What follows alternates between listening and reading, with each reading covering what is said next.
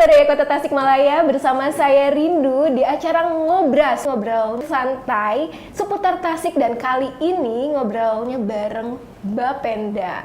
Nih, di sini sudah hadir Kepala Bapenda ya Pak ya. Bapak boleh perkenalkan diri Pak? Baik, terima kasih. Assalamualaikum warahmatullahi wabarakatuh. Sampurasun. Perkenalkan, nama saya Hadi Riyadi, Kepala Badan Pendapatan Daerah Kota Tasikmalaya. Salam sehat, salam silaturahmi buat semuanya. Oke, jadi Bapenda itu Badan Pendapatan Daerah ya Pak ya? Ya. Nah, boleh tahu nggak Pak, kalau Bapenda itu sebetulnya tugasnya apa aja sih Pak? Terus apa aja sih yang dikelola oleh Bapenda itu? Ya, Bapenda itu merupakan salah satu satuan kerja perangkat daerah di lingkup pemerintah kota yang mempunyai tugas pokok membantu Pak Wali Kota dalam atau sebagai unsur penunjang dalam pengelolaan pajak dan retribusi daerah. Saya perjelas dulu kenapa ada pajak dan ada retribusi. Oke, nih boleh nih Pak. Perbedaannya, kalau pajak sesuai ketentuan yang berlaku, ada kewajiban untuk membayar. Tapi kemudian kemanfaatannya tidak langsung dirasakan. Tapi nanti dikembalikan lagi dalam bentuk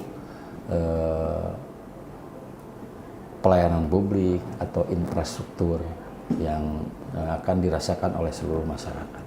Sedangkan untuk retribusi adalah kewajiban untuk membayar sesuai ketentuan, tapi pada saat itu langsung dinikmati. Gitu. Jadi bedanya kalau retribusi langsung dinikmati jasanya, kalau pajak tidak langsung. Tidak langsung ya. Jadi kalau retribusi itu langsung ya masyarakat misalkan mendapatkan begini, manfaat. Seseorang parkir di bahu jalan. Nah, oke. Kan pada saat itu dia langsung menikmati jasa parkirnya, dan dia pada saat membayar langsung menikmati. Tapi kalau pajak, dia bayarkan pajaknya, kemudian nanti dibuat jalan, dibuat infrastruktur dan sebagainya, jadi tidak langsung. Bedanya itu. Oke, kalau boleh tahu nggak Pak, sekarang ini ada program yang sedang dikelola oleh Bapenda nggak sih Pak? Pasti ya, setiap tahun tentu bakal ada program yang dilaksanakan oleh Bapenda, juga oleh SKPD yang lain. Itu sudah menjadi hal yang memang harus dipersiapkan oleh masing-masing SKPD, nah, termasuk Bapenda. Ada beberapa program yang tahun ini sedang dilaksanakan oleh Bapenda. Salah satu yang menjadi unggulan, dan ini merupakan salah satu program strategis yang diangkat oleh pemerintah kota, yaitu program Musapahah. Ya, Musapahah ini merupakan kependekan yang kepanjangannya adalah makan-makan, upload stroke, dapat hadiah. Wah, jadi sekarang kalau mau makan-makan, kita disimpan ya Pak struknya, biar dapat hadiah. Boleh tahu nggak Pak, hadiahnya apa aja nih Pak? Saya ceritakan dulu ya. Boleh Pak. Kenapa ada Musapahah? Nah, gitu. iya. Nah, Musapahah ini sudah berjalan mulai dari pertengahan tahun 2023 dan dilanjut sekarang di tahun 2024. Harapannya nanti ini bisa dilanjutkan ke tahun-tahun berikutnya. Nah, untuk Musapahah ini khusus berkaitan dengan PBJT, pajak barang dan jasa tertentu untuk makanan dan minuman, atau dulu istilahnya untuk pajak restoran. Oh, oke. Ya, makanya makan-makan karena berkaitan dengan restoran. Gitu. Jadi ini ide awalnya muncul dari Pak PJ Wali Kota. Beliau menyampaikan ide tersebut, kemudian kami terjemahkan di Bapenda, sehingga muncullah program Musapahah ini. Nah, yang menjadi latar belakang kenapa kita menyelenggarakan program ini, latar belakangnya pertama, kalau kita lihat sekarang di Kota Tasik ya khususnya, menjamurnya kafe, resto, Iya, gitu. betul. Jadi kuliner ini begitu berkembang di kota Tasikmalaya. Nah, sejatinya gitu, semakin berkembangnya kuliner ini, tentu juga harus berbanding lurus berkaitan dengan pendapatan asli daerah. Nah, namun pada kenyataannya belum sesuai harapan kita. Jadi ada beberapa upaya yang harus kita laksanakan sehingga harapan kita dengan berkembangnya kuliner ini juga ada kontribusi untuk pendapatan asli daerah. Selama ini kami di Bapenda melakukan pembinaan itu kepada wajib pajak atau pengelola resto. Gitu. Karena di satu sisi memang merekalah yang mengelola, tapi di sisi lain ada konsumen.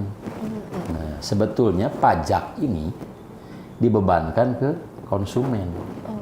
Nah, pengelola resto atau kafe kewajibannya hanya wajib pungut dan wajib menyetorkan Disetorkan lagi gitu. Jadi yang dari masyarakat bayar Ya. lewat resto bayar lagi ke Ya, pemerintah. gitu. Gitu. Jadi ya, kewajiban Pak, pengelola resto atau kafe itu hanya wajib pungut dan wajib setor. Sedangkan beban yang dibayarkan itu oleh ya? konsumen. Jadi justru yang makan, yang Iya. jajan itu yang bayar ya Pak, bukan dari restoran. Jangan sampai begini, dari konsumen dipungut, tapi tidak disetorkan. Nah, ini yang jadi masalah. Nah, makanya di samping pembinaan untuk para pengelola resto atau kafe itu, nah, kita sekarang juga mendorong sisi lain, yaitu para konsumen sebetulnya yang dibebankan membayar pajak. Makanya muncul program Musyafaah ini. Nah, ini berbentuk people power sebetulnya. Gitu. Di samping kami melakukan pembinaan ke pengelola restonya, nah, ada upaya bahwa begini, masyarakat selaku konsumen kan berhak tahu Iya. apakah ini dikenakan pajak atau tidak. Gitu. Kalau dikenakan pajak, apakah dibayarkan atau tidak? Nah, jadi makanya dengan program Musyafaah ini diharapkan begini, konsumen bertanya ke pemilik resto atau pengelola resto, misalkan, Kang, ini udah dikenakan pajak belum? Oh belum, kenapa? Kan yang dibebankan pajak ke kami, ya, ke konsumen. Nah akhirnya mudah-mudahan diharapkan gitu dengan muncul program Musyafaah ini juga mendorong kesadaran masyarakat selaku konsumen, juga kesadaran para pengelola resto selaku wajib pajak. Berarti Pak, kalau Musyafaah ini yang apakah yang restoran-restoran yang belum menerapkan pajak itu kita bisa tetap ikutan atau gimana Pak? Nah, ini menjadi persyaratan di undian Musyafaah ini yang bisa diupload struknya itu yang sudah menerapkan dan mencantumkan 10% di struknya. Oke, jadi kalau misalkan yang belum ada itu dianggapnya tidak sah? Tidak sah. Nah, nanti kan kalau udah ngupload struk, kemudian diupload ke linknya Bapenda, itu nanti bisa dilihat ya. Nanti kita cek sini. Nanti akan diverifikasi oleh petugas Bapenda. Mana yang sudah mencantumkan struk itu, ada yang sudah mencantumkan atau yang belum. Nah, untuk yang sudah mencantumkan, dia berhak ikut undian. Sedangkan yang belum mencantumkan, tidak berhak ikut undian. Sisi lain, yang belum mencantumkan akan jadi bahan buat Bapenda. Jadi tahu ya restoran mana aja yang belum. Restoran gitu, mana ada yang belum, nanti kita datengin. Oke. Gitu. Jadi ada dua sisi. Sejauh ini Pak, sudah berapa persen sih Pak restoran, kafe yang mencantumkan atau apa ya jatuhnya mengikuti program Musyafaah ini dan sudah rutin menyetorkan pajaknya kepada Bapenda? Data di kita ya, sekarang itu yang sudah terdata di kita sekitar 300 kafe dan resto yang 300. sudah menjadi wajib pajak. Nah, namun demikian juga memang masih ada kafe resto yang belum menjadi wajib pajak. Nah, ini menjadi PR Bapenda. Kemudian juga emang ada ketentuan gitu, ada ketentuan yang mengatur besaran omset. Oh, jadi nggak semua restoran Nggak ya? semua resto. Kalau masih di bawah ketentuan, kita tidak mengenakan pajak. Tapi kalau ketentuan omsetnya sudah terpenuhi, nah itu menjadi wajib pajak. Ya mudah-mudahan semua kafe, resto, rumah makan, kedai dan sebagainya yang ada di Kota Tasik ini mudah-mudahan kita dorong untuk tumbuh, berkembang, gitu. Omsetnya masuk, naik. Nah, ikutan untuk menjadi wajib pajak. Nah Pak, sekarang saya mau tanya, memang hadiahnya apa sih Pak di Musafahah ini Pak? Ini program ini memang kolaborasi ya, jadi tidak hanya Bapenda atau pemerintah kota saja, karena dengan segala keterbatasan, sedangkan keinginan kita untuk mensukseskan program ini begitu besar. Nah, alhamdulillah kami disupport oleh Bank BJB, Bank Mitra, Jabar Banten. Kita berkolaborasi, bermitra.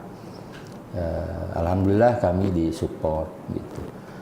Awalnya memang hadiah itu untuk periode tahun 2023 itu hanya berbentuk hadiah hiburan. Ada sepeda listrik gitu, Wow, kemudian lumayan, Pak. ada alat-alat elektronik, kemudian juga ada DigiCash. Buat jajan lagi. Ya, jadi nanti ada DigiCash dari Bank Jabar yang bisa dipergunakan untuk jajan lagi di mitra, di kafe di kafe atau di resto. Nah, melihat perkembangan, antusias pesertanya semakin bertambah, juga ada usulan-usulan dari peserta undian itu, gimana kalau hadiahnya tambah lagi, lagi, besar lagi, wah, jadi semakin biar banyak yang ikut ya. Kalau 2023 itu kita per bulan. Oh, jadi setiap bulan ada gitu. Kemudian di akhir tahun ada grand prize-nya dulu. Ada grand prize-nya, ada hadiahnya sepeda motor pada saat itu. Nah, untuk 2024 ini kita laksanakan setiap triwulan. Jadi tidak tiap bulan, tapi setiap 3 bulan. Nah, alhamdulillah sekarang hadiahnya juga lebih bagus lah dibanding periode tahun sebelumnya. Jadi setiap 3 bulan ada hadiah motor. Wah. Hadiah motor. Nah, sekarang sudah 2 periode, berarti di bulan Maret, kemudian di bulan Juni kemarin. Nah, sekarang kita masuk di periode ketiga berarti ya, Pak ya? Nanti di akhir bulan September ini akan diundi ya. Kita undi, kemudian nanti periode akhir grand prize di bulan Desember. Untuk di grand prize, hadiah itu tidak hanya untuk konsumen saja. Oh, jadi nanti di akhir periode juga ada hadiah untuk wajib pajak restonya yang sudah menerapkan pajak restorannya. Ya. Oke. Nih, tim produksi udah pada ikut Musafahah belum nih semua? Sudah. Ada yang udah menang belum? Tangan atau? Sekarang saya mau tanya lagi Pak, tadi kan kalau dibilangnya per triwulan ya Pak, berarti kalau misalkan struk itu contohnya saya mau ikutan, tapi ternyata struknya udah lewat, itu nggak bisa ikutan lagi ya Pak ya? Jadi atau itu akan nanti diundi untuk selama periode itu aja. Oh, selama periode. Sekarang kan ada 3 bulan, berarti nah selama 3 bulan itu bisa diupload. Bisa diupload. Nah, sama kalau misalkan tadi ada untuk restonya juga dikasih hadiah, berarti untuk restoran-restoran yang belum menerapkan pajak harus segera ya Pak ya. Gitu. Jadi karena sekarang yang diuntungkan bukan cuma customernya atau konsumennya, tapi juga restonya. Nah, oke, sekarang saya mau nanya nih Pak, terkait tadi kan sudah disebutkan tentang pajak daerah, salah satunya itu ada PBB, retribusi. Nah, boleh tahu nggak sih Pak, sebetulnya ada berapa jenis pajak daerah yang dikelola oleh pemerintah Kota Tasikmalaya? yang dikelola oleh pemerintah Kota Tasikmalaya melalui Bapenda. Dulu memang ada perubahan nomenklatur. Ya. Dulu ada 10 ayat pajak. Yang pertama pajak bumi dan bangunan, kemudian BPHTB, bea perolehan atas hak atas tanah dan bangunan, kemudian ada pajak parkir, ada pajak restoran, ada pajak hiburan, ada pajak reklame, ada pajak air tanah, kemudian ada pajak mineral bukan logam dan batuan, itu untuk galian C, kemudian ada pajak penerangan jalan. Banyak ternyata ya Pak ya. Kemudian terakhir ada pajak hiburan. Misalkan ada bioskop. Ya, nah sekarang ada perubahan nomenklatur.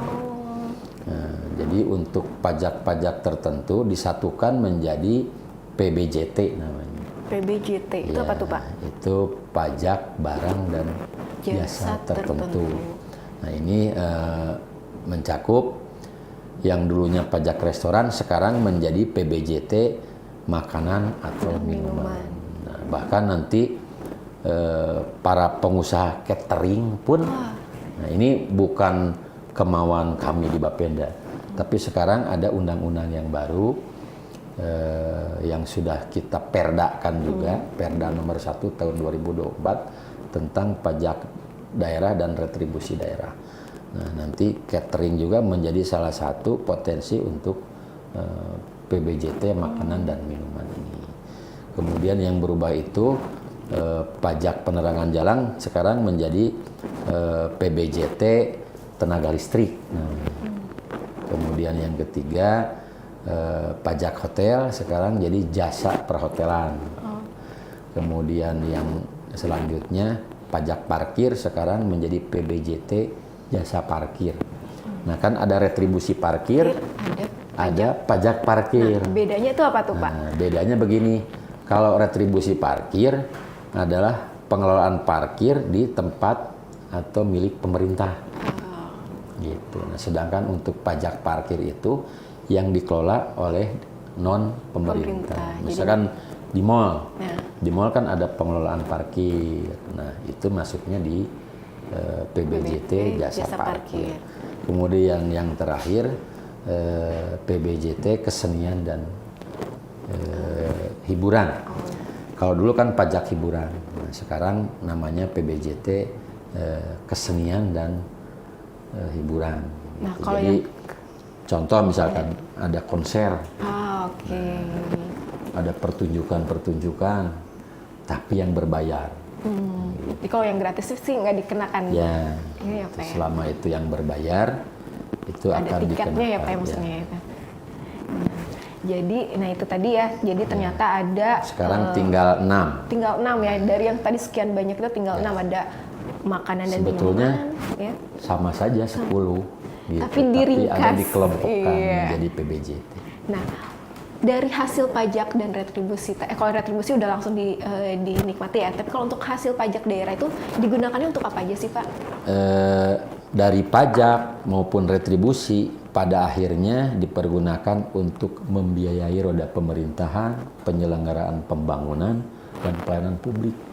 Intinya itu. Itu ya. Nanti kan dipergunakan untuk pelayanan publik, kemudian infrastruktur baik fisik maupun non fisik. Jadi kalau Pemkot bikin jalan, bikin gorong-gorong, itu dari uang pajak ya Pak dari ya. uang pajak. Nah makanya gitu, kalau kita cinta kota Tasik, ini, nah mari kita dukung pembangunan di Kota Tasik ini dengan sadar taat membayar pajak ya. Jadi bukan hanya dari pajak penghasilan saja ya ternyata Pak ya, dari pajak yang tadi makanan, minuman, terus hiburan juga itu ternyata untuk membangun Kota Tasik itu sendiri ya Pak. Nah, sekarang kalau tanah dan bangunan kan dikenakan pajak ya Pak ya. Nah, sebetulnya apakah semua tanah dan bangunan yang ada di Kota Tasik itu dikenakan pajak atau ada jenis bangunan dan tanah yang tidak dikenakan pajak Pak? Ada memang yang dikecualikan sesuai ketentuan gitu. Contohnya diantaranya untuk tanah-tanah dan bangunan milik pemerintah. Oke. Ya, milik pemerintah. Kemudian juga bumi dan bangunan yang memang dipergunakan untuk kepentingan umum. Misalkan untuk sarana keagamaan, untuk panti-panti sosial, untuk fasilitas kesehatan, untuk pendidikan, kebudayaan dan sebagainya, selama tidak dikomersilkan. Jadi kalau misalkan itu untuk keagamaan, pendidikan, Ya. selama tidak komersil itu bebas Bebas pajak. pajak. Bebas pajak. Tapi kalau misalkan sudah ada indikasi komersil, tetap. Ya. Tetap ada. Nah itu jadi Banyak lagi ketentuan-ketentuan yang mengatur bahwa bumi dan bangunan itu bisa dikecualikan dari kewajiban membayar pajak. Gitu. Kalau misalkan ingin jelas, setelah kalian silaturahmi datang ke Bapenda. yang langsung tanya jawab langsung ya Pak Jadi, seputar pajak ini. biar jelas. Oke, sekarang saya mau tanya lagi Pak, untuk bayar pajaknya itu sendiri apa harus ke bank atau harus langsung ke kantor Bapendanya atau gimana Pak? Nah, ini salah satu program juga yang kita upayakan. Jadi kami sekarang membuka kemudahan untuk proses pembayaran. Jadi tidak harus datang ke Bapenda bayar karena jauh kan. Kalau misalkan rumahnya jauh, waktu, ongkos gitu. Nah, kita sekarang di era digitalisasi ini ada program sebetulnya namanya elektronifikasi transaksi pemerintah daerah (ETPD). Jadi ada program yang merubah transaksi tunai ke transaksi non tunai. Makanya kami menyediakan kanal-kanal pembayaran untuk membayar PBB ini tidak harus datang sendiri gitu. Bisa melalui M-Banking, di BJB Digi ada, di DigiCash ada, kemudian juga mau ke kantor pos boleh, mau ke minimarket yang terdekat bisa, misalkan ke Indomart, bisa virtual account dengan rekening apapun. Jadi atau dengan QRIS. Kan di SPPT PBB itu ada barcode-nya. Nah, nanti scan barcode sudah langsung gitu. Tinggal masukin nomor objek pajaknya akan keluar. Jadi sekarang udah nggak ada alasan ya Pak, aduh jauh harus Jauh, kemana? nggak bisa lagi gitu sekarang. Dimanapun bisa bayar untuk Nggak pajak ada, ini ya. nggak ada alasan sebetulnya. Bisa di mana aja, bisa kapan saja. Itu bisa juga dibeli-beli di Tokopedia. Pokoknya untuk ini transaksi online pun lewat pembayaran lewat online sangat bisa ya. Nah, ada denda nggak Pak kalau misalkan kita telat bayar pajak ini? Jadi masa jatuh tempo itu di akhir bulan September tahun berjalan. Berarti 30 September 30 ya? September itu jatuh tempo. Ketika kita belum membayar melewati jatuh tempo, kita akan dikenakan sanksi berupa denda sebesar 1% per bulan. Per bulan? Per bulan. Bulan berjalan terus berarti nambah lagi dendanya Nanti Pak? diakumulasikan. Wah. Gitu, makanya biar tidak kena denda, mending dibayar lebih cepat sebelum jatuh tempo. Untuk ayat pajak lain juga sama, ada sanksi denda. Nah, berarti itu tadi ya kalau misalkan kita telat bayar, dendanya tuh denda berjalan setiap bulan ada. Nah, sekarang Pak, untuk ada pesan nggak sih Pak untuk masyarakat Kota Tasik ini terkait tadi yang program musafahah, kemudian untuk terkait pajak ini? Ya.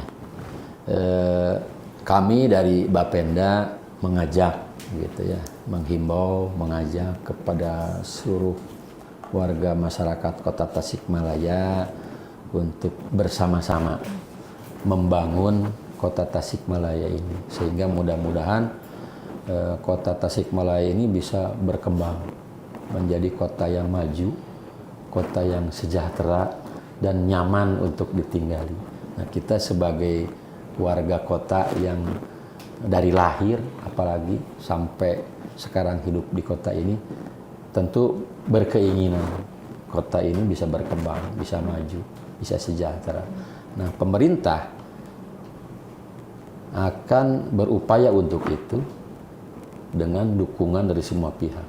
Untuk pembiayaannya tentu kita sampai saat ini masih mengandalkan sektor pajak dan retribusi untuk membiayai semua penyelenggaraan pemerintahan, program-program pembangunan dan pelayanan publik lainnya. Jadi mari kita cintai kota ini dengan bersama-sama taat dan sadar membayar pajak.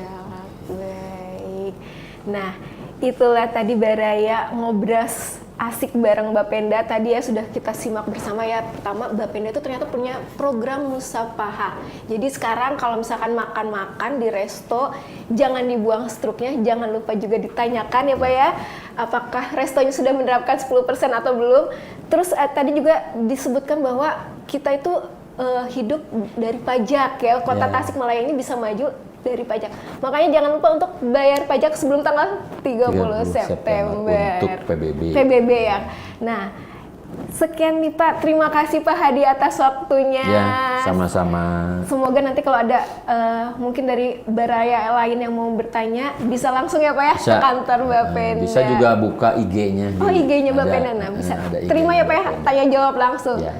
Ya, sekian Baraya, sampai jumpa lagi di Ngobras Asik selanjutnya bersama saya Rindu. Bye!